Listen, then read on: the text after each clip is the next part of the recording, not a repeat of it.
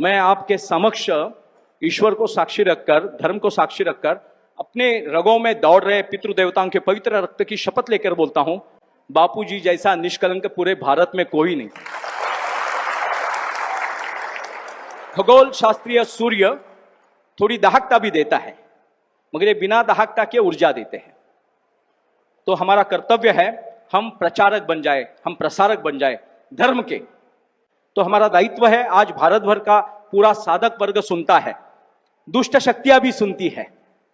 शायद हमसे और आपसे ज्यादा लक्ष्य देकर बापूजी की सारी मूवमेंट, प्रत्यक्ष घडामोड़ी, विपरीत शक्तियां ज्यादा चिंतन करती है इसके ऊपर।